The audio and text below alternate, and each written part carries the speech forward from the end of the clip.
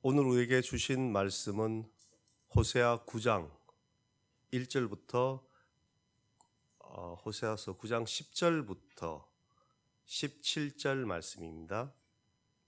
호세아서 9장 10절부터 17절입니다. 네, 한 절씩 교독하시겠습니다. 옛적에 내가 이스라엘을 만나기를 광야에서 포도를 만남같이 하였으며 너희 조상들을 보기를 무화과 나무에서 처음 맺힌 첫 열매를 봄같이 하였거늘 그들이 바알보올에 가서 부끄러운 우상에게 몸을 들임으로 저희가 사랑하는 우상같이 가증하여졌도다. 에브라임이 영광이 새같이 날아가리. 해산하는 것이나 아이 베는 것이나 임신하는 것이 없으리라. 혹 그들이 자식을 기를지라도 내가 그 자식을 없이 하여 한 사람도 남기지 아니할 것이라. 내가 그들을 떠나는 때에는 그들에게 화가 미치리로다. 내가 보건대 에브라임은 아름다운 곳에 심기 돌아갔으나 그 자식들을 살인하는 자에게로 끌어내리로다. 여호와여 그들에게 주소서. 무엇을 주시려 하나이까? 아이 베지 못하는 태와 젖없는 유방을 주시옵소서. 그때 모든 악이 길갈에 있으니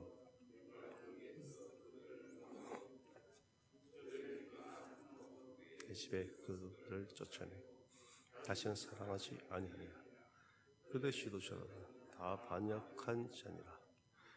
에브라임은 매를 맞아 그 뿌리가 말라 열매를 맺지 못하나니 비록 아이를 낳을지라도 내가 그 사랑하는 태의 열매를 죽이리라. 그들이 듣지 아니하므로 내 하나님이 그들을 버리시리니 그들이 여러 나라 가운데 떠도는 자가 되리라. 아멘.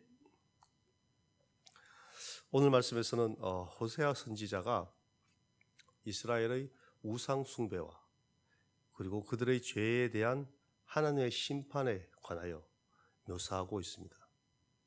또한 하나님께서 이스라엘에게 직접 말씀하시는 그런 형식으로 말씀이 전개되고 있습니다. 10절 말씀에서 하나님은 이스라엘과의 만남을 회상하시듯이 마치 광야에서 만난 달콤하고 시원한 포도송이나 무화과 나무에 처음 열린 그 열매와 같다고 기뻐하셨습니다. 물이 없는 그 광야에서 포도송이를 보고 무화과 나무의 열매를 보게 된다면 그것을 먹는 상상만 하여도 목마른 입에 침이 고이고 갈증을 해소하도록 도와줄 것입니다. 그렇게 사랑스럽던 그들이 하나님의 사랑과 그 기대를 저버리고 바알볼에게 몸을 주어 우상에게 음행하는 자리로 나아갔습니다. 그들은 하나님 앞에 가증스러운 우상과 같은 그런 존재가 된 것이죠. 이 말씀에 나오는 바알보올이란 부올 지역의 바알이란 뜻입니다. 벳부올 지역에서 숭배되는 우상 바알을 가리키기도 하고 다른 한편으로는 바알 우상이 숭배되는 그 장소를 가리키기도 합니다. 그 당시 바알의 제사는 여인과 처녀들이 생식과 다산의 신에 대한 그런 일종의 의식으로 신전에 찾아온 남자들과 음행을 하였습니다. 이것은 하나님 보시기에 너무나 가증스러운 행위였습니다. 이처럼 광야에서 시작된 이 바알 숭배는 호세아 시대까지 이르면서 이스라엘에서 지속적으로 행해지고 있었던 것이죠. 11절에서는 에브라임의 영광이라는 표현이 나오는데 여기서 말하는 에브라임은 야곱의 12지파 중 하나입니다. 요셉의 아들 에브라임의 이름에서 유래하였죠. 에브라임 지파는 북왕국 이스라엘에서도 가장 중요하고 큰 지파였습니다. 그리고 북왕국 이스라엘의 1대 왕이었던 여로보암이 에브라임 지파였기에 에브라임 그 자체가 북이스라엘을 상징하는 표현으로 사용되었습니다. 에브라임, 즉 이스라엘은 풍요와 다산을 위해서 바알에게 제사를 지냈지만 그 결과는 어떻게 되었나요? 그것은 하나님의 죄에 대한 심판으로 오히려 그들의 인구는 감소하게 되었습니다. 이스라엘에게 출생과 아이를 베는 것이나 임신 그 자체가 없을 것이라 말씀하고 있습니다. 아이를 낳지 못하게 될 것이고 장성하기도 전에 죽을 것이라 말씀하신 것이죠. 또한 13절 말씀에서는 이스라엘이 마치 아름다운 곳에 심긴 두로와 같다고 말씀하고 있습니다. 이 두로라는 곳은 무역이 활발하고 또한 풍요로운 도시였습니다. 그러나 그들 또한 바알 숭배를 받아들이게 됩니다.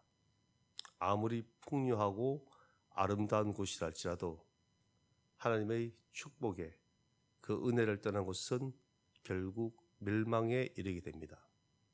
하나님의 심판을 피할 수 없는 곳이죠. 15절 말씀에서는 또한 길갈이라는 장소가 나옵니다. 이 길갈은 또 어떠한 곳인가요? 이스라엘이 가나안 정복을 위해서 요단강을 건너자마자 처음으로 진을 친 곳입니다. 그리고 그것을 기념하기 위해 여호수아가 각 지파에게 명하여 돌을 하나씩 가져오게 해서 그 12돌을 기념비로 세운 곳입니다. 또한 길갈에서는 이스라엘의 할례를 행하였던 곳입니다. 하나님과의 언약을 그들은 그곳에서 새롭게 하였습니다. 할례는 이스라엘 백성이 하나님의 선택된 백성임을 나타내는 의식이죠.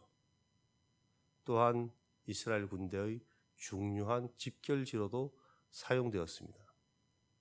사무엘은 그곳에서 사울을 이스라엘의 첫 번째 왕으로 세우기까지 한 곳입니다. 그러나 이스라엘 시대에 접어들어 이 길갈은 베델과 함께 우상을 숭배하는 곳이 되었습니다. 이처럼 이스라엘의 모든 죄악이 시작된 곳에서 하나님께서는 그들을 미워하신다고 말씀하시며 그들을 하나님의 집에서 쫓아내시고 다시는 사랑하지 않으신다고 선포하십니다. 더군다나 이런 영적 타락에 있어 이스라엘의 지도자들 또한 그 책임을 피할 수 없었습니다. 북이스라엘의 지도자들이 우상 숭배를 하며 하나님 말씀에 불순종하였기에 하나님의 심판이 그들에게 임한 것이죠. 이처럼 오늘 말씀을 묵상하며 우리의 신앙은 어디에 있는지 한번 돌아보아야 할 것입니다. 우리 신앙 가운데 처음 주님을 영접하였던 그때의 모습을 하나님께서는 기뻐하시며 그 순간을 기억하고 계십니다. 하나님께서 지금 우리의 모습을 보시며 혹시 그 기쁨을 거두지 않도록 하나님과의 처음 사랑을 회복하는 시간 되시길 바랍니다.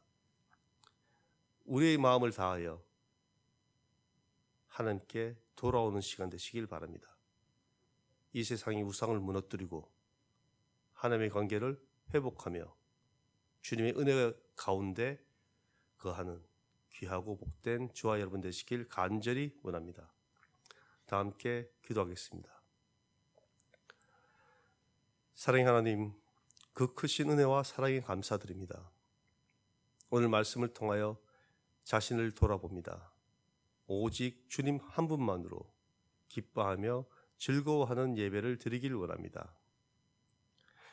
우리 마음의 우상을 무너뜨리게 하시고 성령님께서 우리 삶을 인도하여 주옵소서. 주님의 그 크신 은혜 가운데 거하는 삶 되게 하여 주옵소서. 감사드리며 예수 그리스도의 이름으로 기도드립니다. 아멘.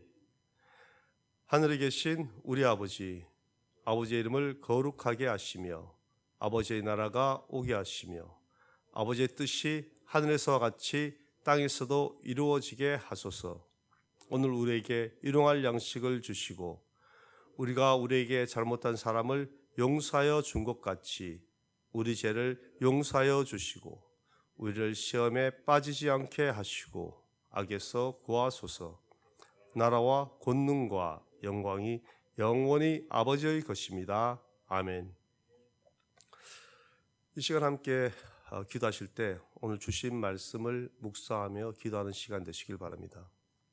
이 예천 땅의 복음화와 이 예천교회를 위해 기도하시고 교회 모든 부서 그리고 교회 모든 기관과 그곳에서 들으시는 모든 예배를 위하여 기도해 주시고 특히 교회 아픈 성도님들 우리 환우들 위해서 기도하는 시간 되길 바랍니다. 그리고 암투병 그리고 또 요양병에 계신 성도님들 연로하신 성도님들 위하여 기도해 주시고 위임 목사님과 그리고 부교육자들의 건강을 위해서 함께 기도해 주시기 바랍니다. 또한 해외에 나서 복음 전파를 위해 늘 수고하시는 우리 선교사님들과 또 이 나라와 민족과 그리고 하나님께 사랑하시는 이 온 땅의 모든 전쟁이 종식되고 주님의 사랑이 주님의 평안이 충만하도록 함께 기도하시고 마지막으로 우리 각자 개인 기도하실 때 주여 한번 부르고 기도하시겠습니다.